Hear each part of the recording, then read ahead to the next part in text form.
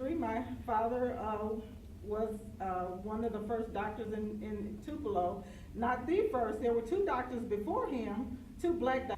And this is about going with my daddy around to see patients, because back in the day, and I tell you, people don't, the younger children don't realize that doctors used to come to your house all the time. It was no big deal that they made house calls, and my father made house calls up until he retired, and that was in like '99, so can you believe that?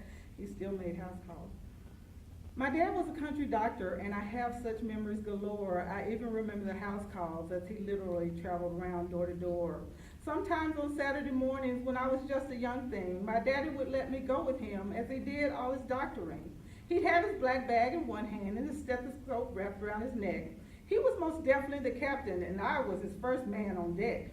We traveled way deep in the country, and there was always such sights to see.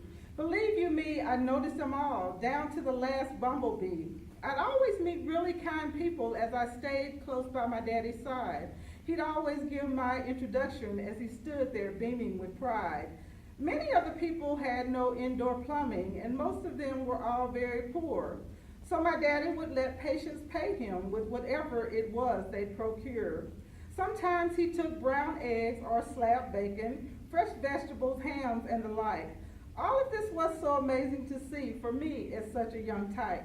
The old women he'd always call young lady, but old and young all addressed him as sir. We make so many stops on our journey, I'm quite surprised it's not all a blur. I remember learning about all of these people and all the crops that they grew. Each time I learned something different, each time I learned something quite new. My eyes would grow wide with excitement as I saw all the animals in stock. We see so much beautiful scenery as we drive to our next door to knock. My dad had such a busy schedule, I can't imagine how he got it all done. All I remember is I loved tagging along, and all I remember is fun. And it was so funny, I went to